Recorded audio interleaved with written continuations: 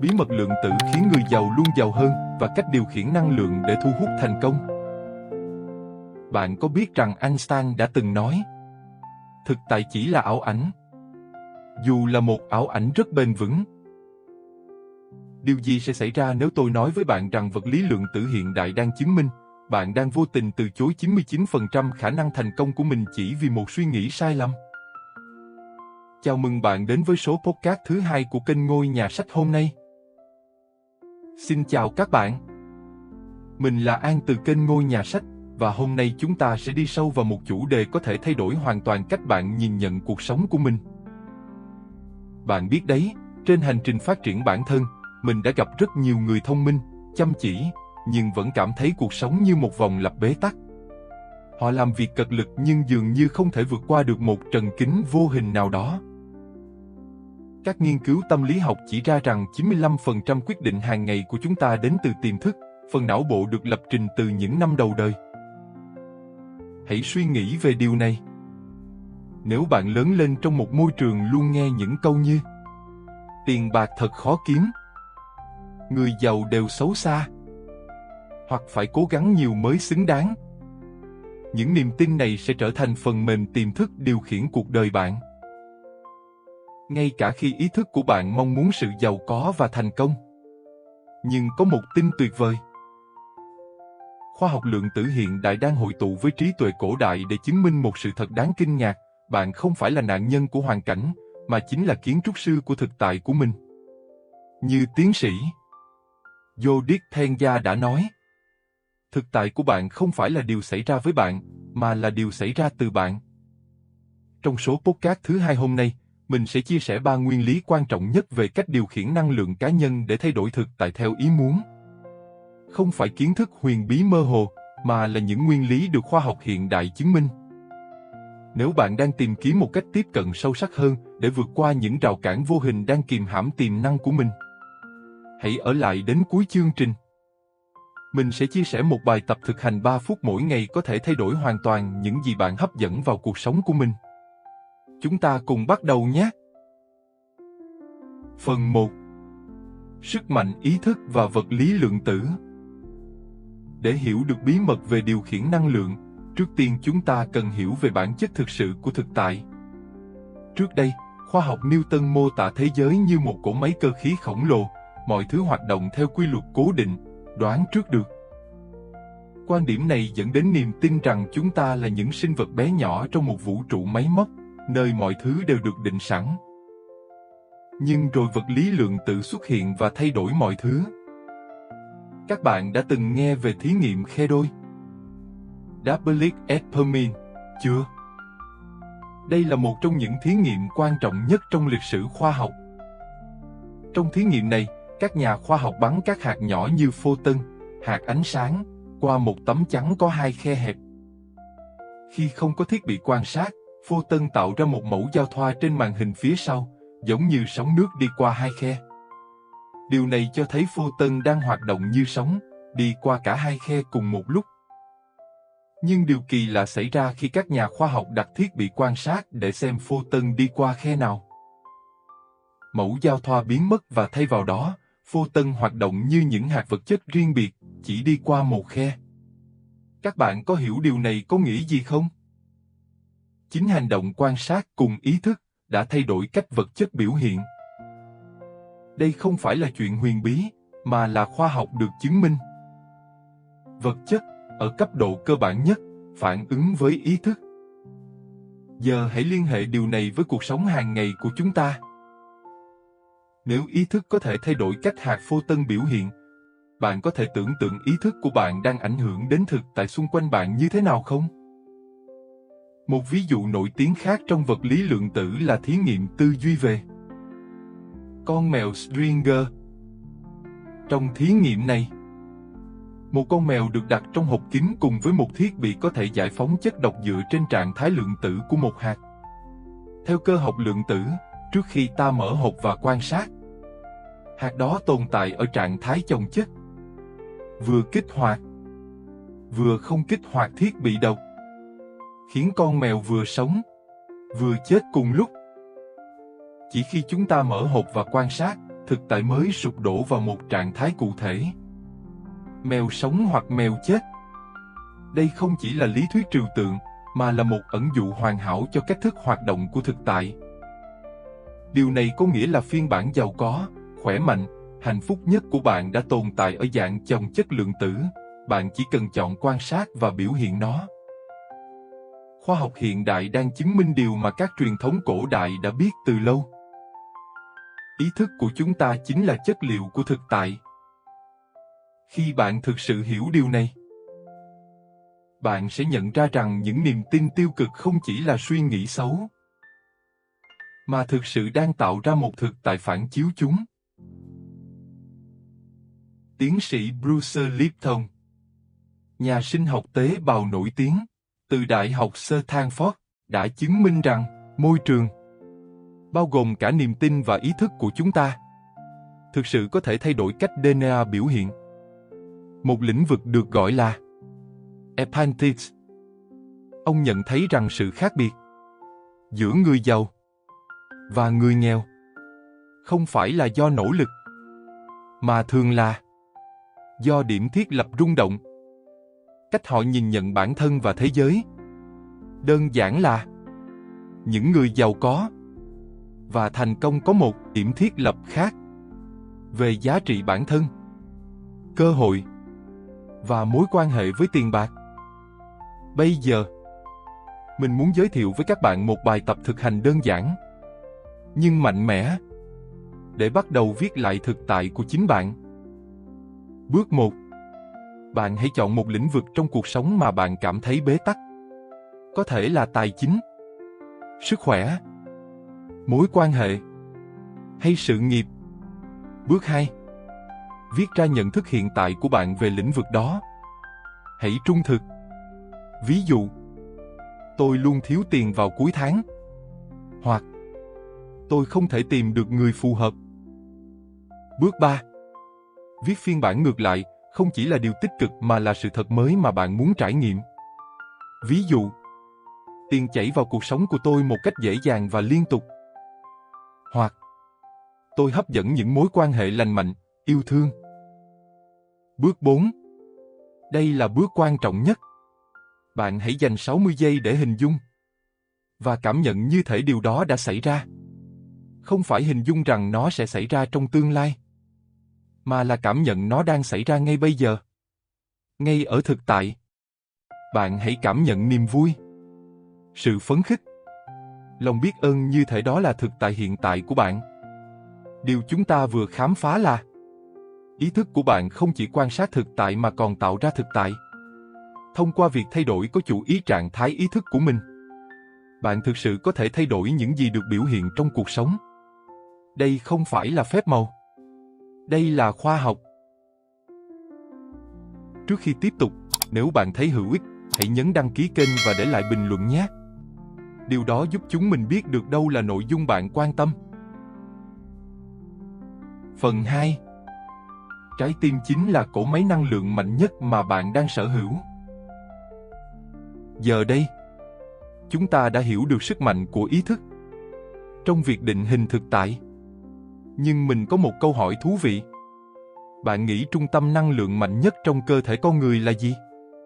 Não bộ. Thực ra, theo khoa học hiện đại, đó chính là trái tim của bạn. Viện Hertmann, một tổ chức nghiên cứu uy tín, đã phát hiện ra điều đáng kinh ngạc. Trường điện từ của trái tim mạnh gấp 5,000 lần so với não bộ. Hơn nữa, trái tim có hệ thống thần kinh riêng, với khoảng 40,000 tế bào thần kinh, đủ để được gọi là bộ não thứ hai. Trái tim phát ra trường điện từ, có thể đo được cách cơ thể đến 3 mét. Điều này có nghĩa là mỗi khi bạn bước vào một căn phòng, năng lượng từ trái tim bạn đã tiếp xúc với mọi người trong phòng. Trước khi bạn kịp nói một lời nào, các nhà khoa học tại Hertmann đã phát hiện ra một trạng thái đặc biệt gọi là Heart-brain coherence, sự đồng bộ hóa tim não.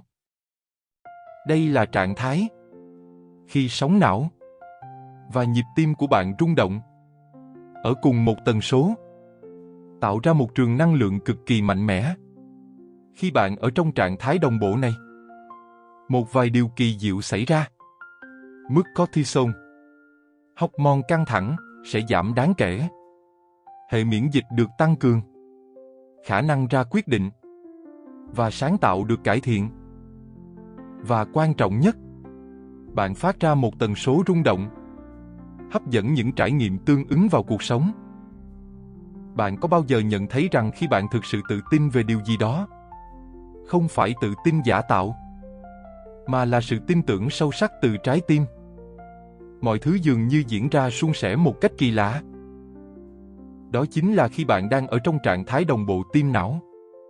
Ngược lại, khi bạn lo lắng hoặc nghi ngờ bản thân, dù cố gắng suy nghĩ tích cực, bạn vẫn sẽ gặp những trở ngại không lường trước.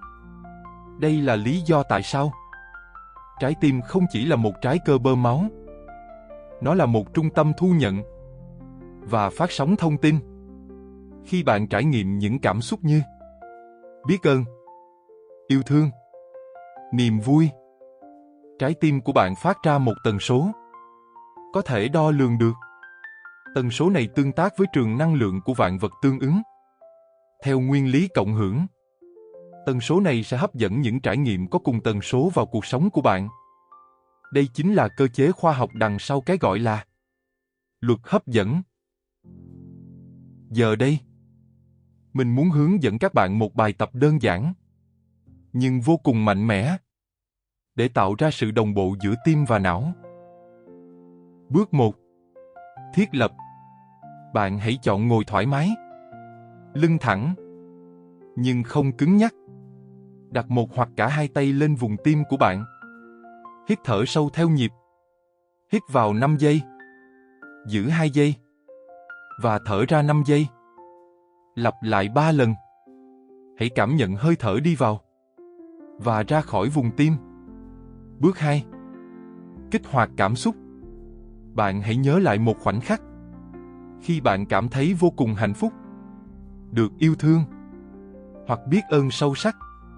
Không chỉ nghĩ về khoảnh khắc đó, mà thực sự tái trải nghiệm cảm xúc thực sự, để cảm xúc đó tràn ngập trái tim bạn như chính bạn đang ở thực tại đó.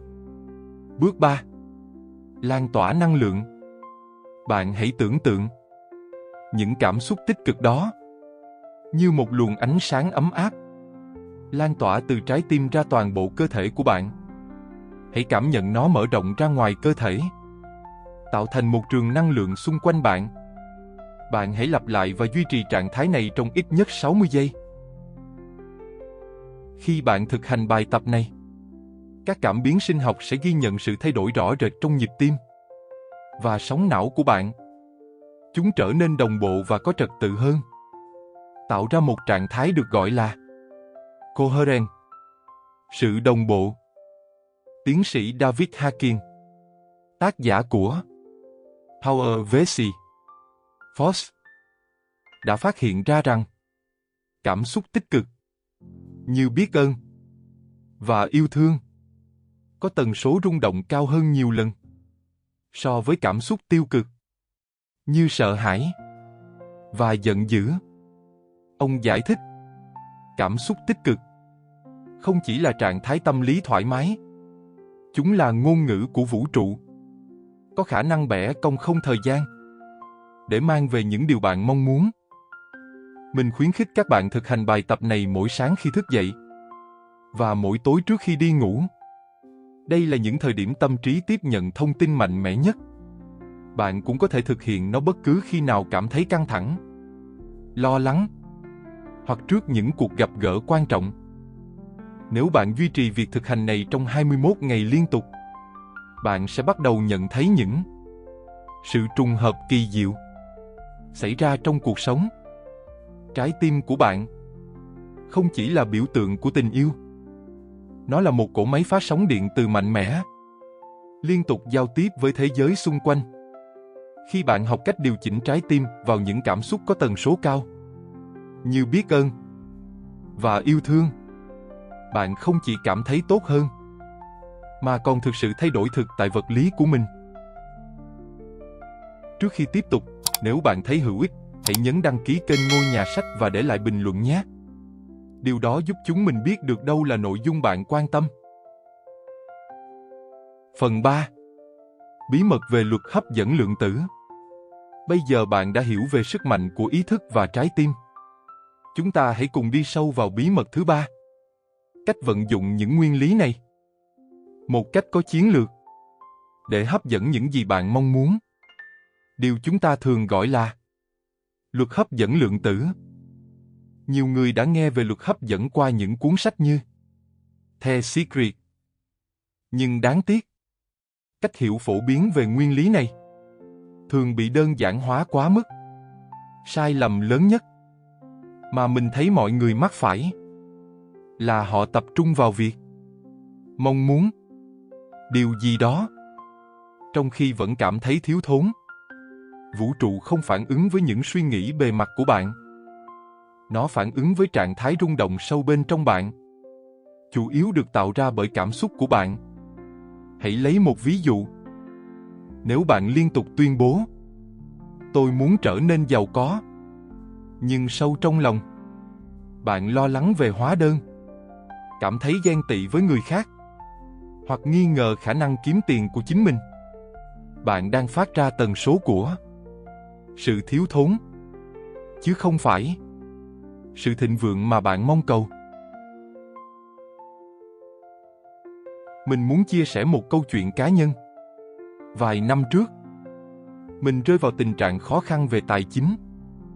Mình đã đọc rất nhiều sách về thịnh vượng, liên tục thực hành quả quyết. Tôi sẽ giàu có. Nhưng tình hình không cải thiện.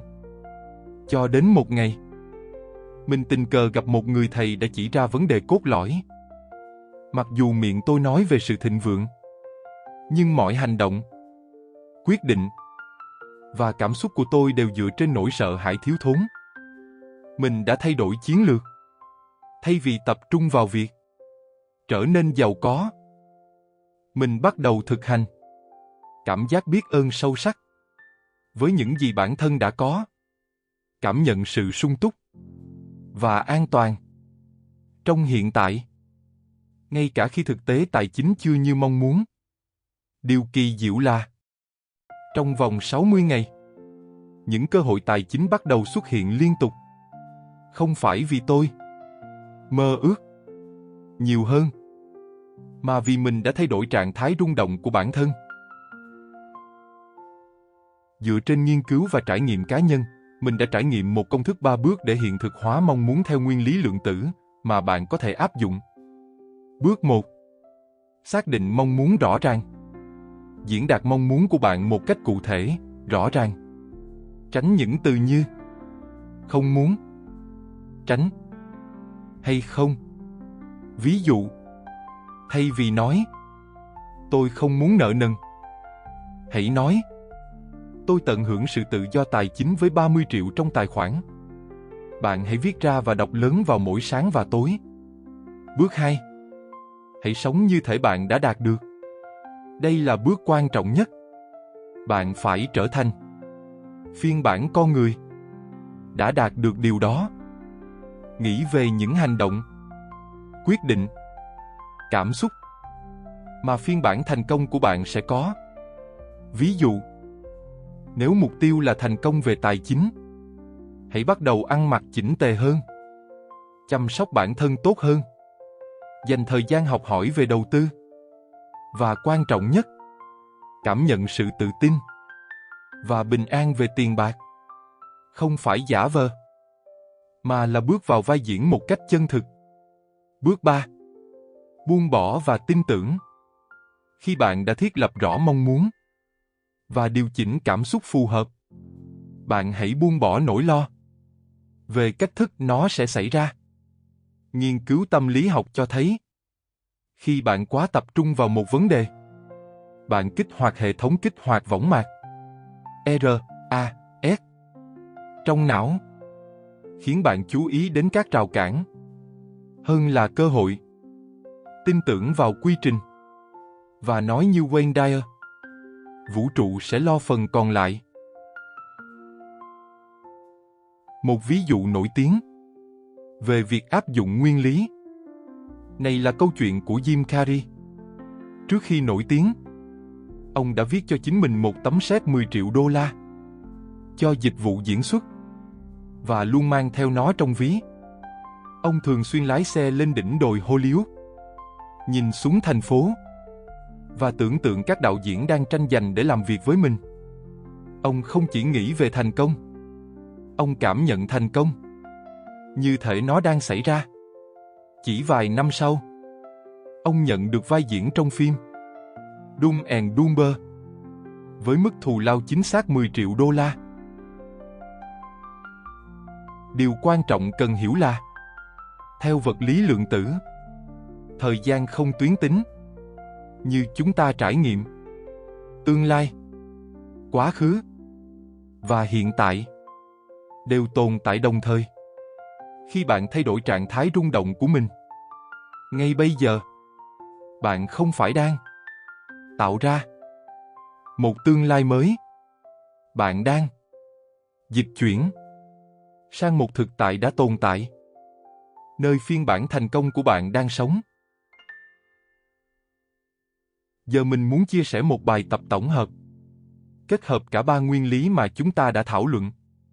Sáng sớm mỗi ngày, hãy thực hiện bài tập đồng bộ tim não trong 3 phút. Đọc mong muốn đã viết ra của bạn, nhưng diễn đạt ở thì hiện tại như thể đã đạt được.